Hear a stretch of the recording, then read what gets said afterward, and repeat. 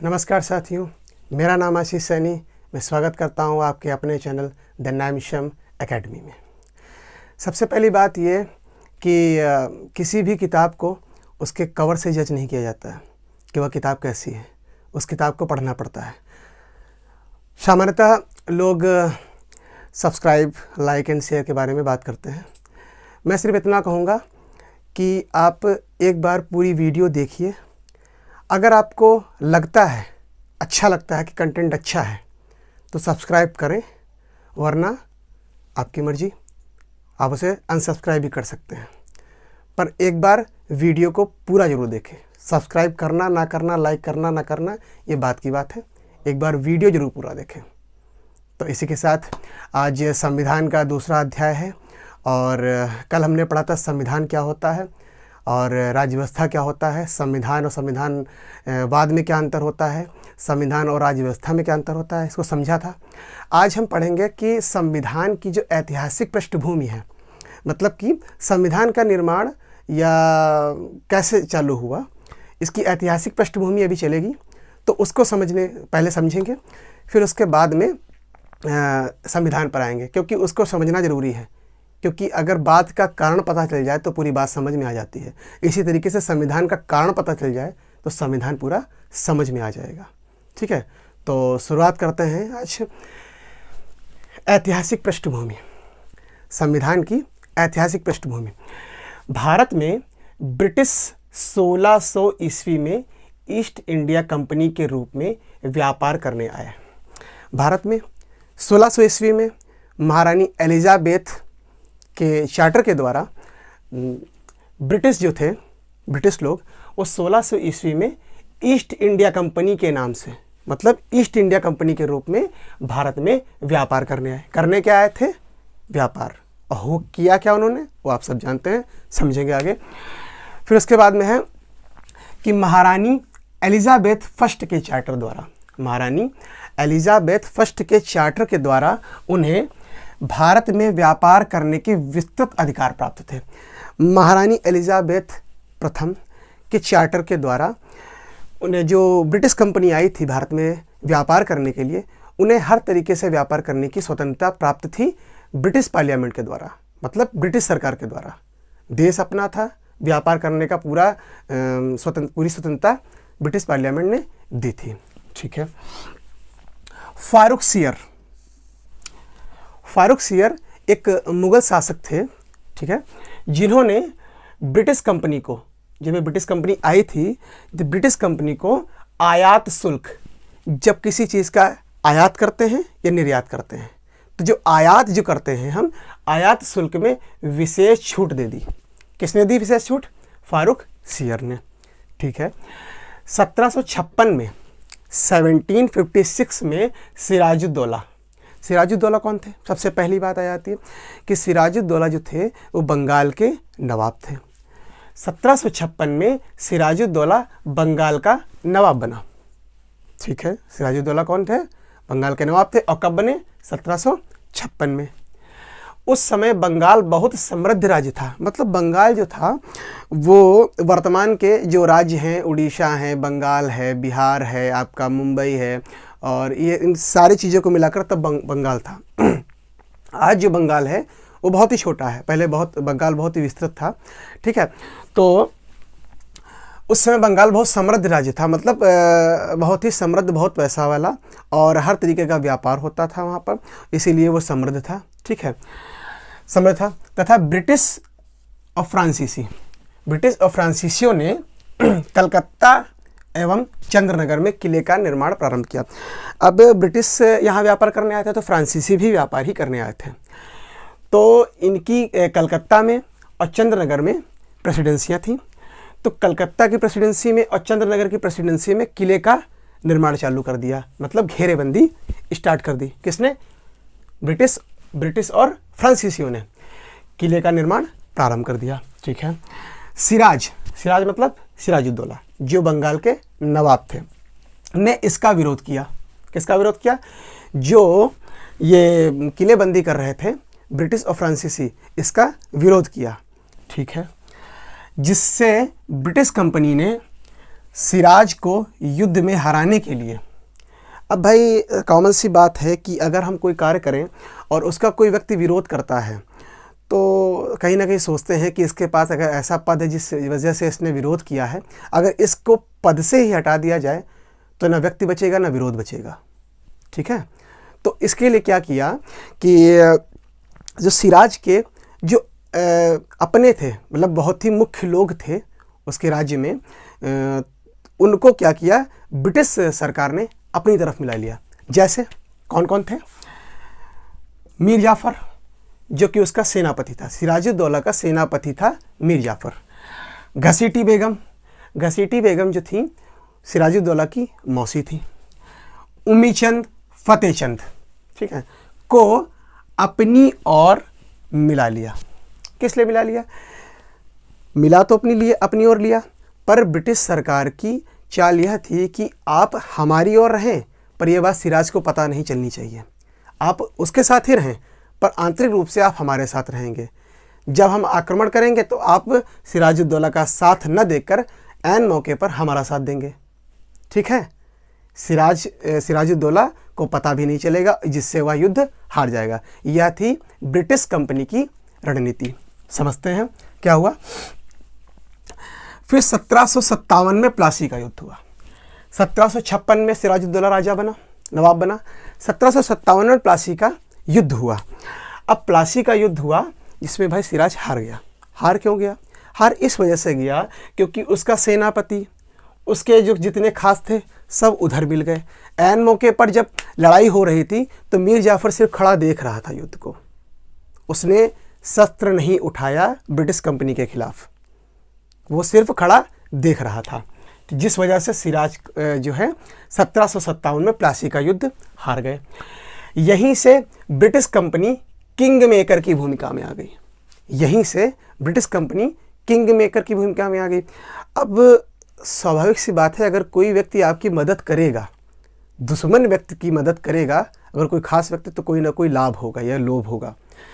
तो अंग्रेज़ों ने मीर जाफ़र जो कि उसका सेनापति था उससे कहा था कि अगर आप हमें जीत दिलवा देते हैं तो हम आपको बंगाल का अगला नवाब बना देंगे। अब इसमें अंग्रेज़ों की चाल ये थी कि बंगाल हिंदुस्तानियों के लिए वो अपना राजा नहीं बैठा सकते थे। ब्रिटिश चाहते तो अपना राजा बैठा सकते थे पर वो नहीं बैठा सकते थे। इसका कारण यह था कि जन आंदोलन हो जाता, और जन आंदोलन हो जाता तो उसी समय ब्रिटिश कंपनी को छोड़कर भाग जाना पड़ता। ठीक है, तो उन्होंने मीर जाफ़र को इसलिए बैठाया कि हिंदुस्तानी समझेंगे कि मेरा राजा, हमारा राजा बैठा है, पर वह राजा किससे मिला होगा?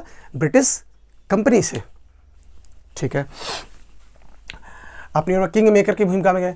अब किंग मेकर की भूमिका में बड़ा कौन होता है? किंग मेकर, क्योंकि वह जब चाहे, किंग मेकर का मतलब होता है राजा को बनाने वाला। वह जब चाहे जिसको चाहे राजा बना सकता है और जब चाहे जिसको राजा के पद से हटा सकता है। तो बड़ा होगा किंग मेकर ना कि किंग, क्योंकि वो उसके अधीन होते हैं। कौन? राजा। ठीक है, की भूमिका में आ गए तथा मीर जाफ़र को राजा बना दिया। अब भाई सेनापति थे, मीर जाफ़र को राजा बना दिया। अब मीर जाफ़र को राजा बना दिया तो मीर जाफ़र ने अंग्रेज़ों को बहुत सा धन दिया। अंग्रेज़ों ने बंगाल से बहुत सा धन लिया, बहुत सा धन लूटा, जिसकी वजह से हुआ क्या, मीर जाफ़र ने ब्रिटिश कंपनी को बंगाल में कर मुक्त व्यापार किया। ठीक है, अब भाई जैसे ही राजा बना तुरंत उसमें ब्रिटिश कंपनी के हक में नियम लगा दिया कि ब्रिटिश कंपनी का जितना भी व्यापार होगा वो कर मुक्त व्यापार होगा। ठीक है, कर दिया। 1757 से 1760 तक, 1757 से प्लासी के युद्ध से यह प्रक्रिया स्टार्ट होती है और 1760 तक चलती है। मतलब 3 साल यह कार्य चलता है। ब्रिटिश कंपनी के लोग बंगाल को खूब लूटते हैं और मीर जाफ़र खूब धन देता है। मजबूरी है भाई, राजा बनाया उसने आपको। ठीक है, तो कंपनी ने मीर जाफ़र द्वारा बंगाल को खूब लूटा। मीर जाफ़र को बंगाल के पद से हटाकर उसके दामाद मीर कासिम को बंगाल का नवाब बना दिया गया। अब भाई मीर जाफ़र को हटाकर उसके दामाद मीर कासिम मीर कासिम को बंगाल का नवाब बना दिया गया। भाई मीर कासिम को बंगाल का नवाब क्यों बना दिया गया? मीर जाफ़र क्या गलत था? गलत था?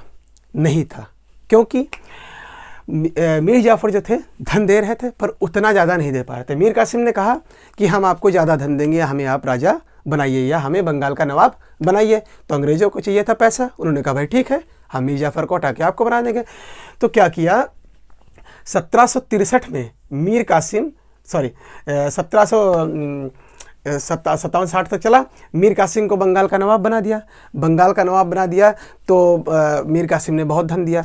पर मीर कासिम के विचार में आता है कि अपने कुछ हिंदुस्तानी जो हैं, अपने देश के जो हैं, उनके लिए भी कुछ किया जाए। जैसे ही यह खबर ब्रिटिश कंपनी को पता चलती है कि मीर कासिम हिंदुस्तानियों के बारे में सोच रहा है, वैसे ही उसने उस पर आक्रमण कर दिया। किसने कर दिया? ब्रिटिश कंपनी ने मीर कासिम पर आक्रमण कर दिया, जिससे 1763 में मीर कासिम भागकर अवध, मतलब वर्तमान का लखनऊ के नवाब शुजाउद्दौला, लखनऊ के नवाब शुजाउद्दौला के पास जाता है। ठीक है, अब भाई शुजाउद्दौला के पास जाता है, कहता है कि आप हमारी मदद कीजिए और ऐसी ऐसी बात है। तो वो भी अब क्या कर सकते थे, मदद कर सकते थे। कोई मदद मांगने आया है तो मदद तो करेंगे ही भाई। ठीक है, हालांकि शुजाउद्दौला जानते थे कि उनकी हार हो जाएगी, पर उन्होंने फिर भी मदद की। शुजाउद्दौला, मीर कासिम और शाह आलम द्वितीय, जो कि मुग़ल सम्राट थे। ठीक है, मुग़ल सम्राट थे। इन तीनों ने मिलकर 1764 याद कर लीजिएगा, 1764 में बक्सर का युद्ध हुआ था। 1757 में प्लासी का, 1764 में बक्सर का युद्ध हुआ था। ठीक है, तो 1764 में बक्सर का युद्ध लड़ते हैं। तीन लोग अपना ग्रुप बना के, अपनी सेना को सम्मिलित करके लड़ते हैं और हार जाते हैं। पता था शुजाउद्दौला को कि हार जाएंगे, हार जाते हैं। ठीक है, 1765 में कंपनी शाह आलम द्वितीय से इलाहाबाद संधि करती है। पॉइंट की बात है, इलाहाबाद संधि बहुत पूछी जाती है क्वेश्चंस में कि 1765 में कंपनी शाह आलम द्वितीय से इलाहाबाद की संधि करती है और बंगाल, बिहार, उड़ीसा के दीवानी अधिकार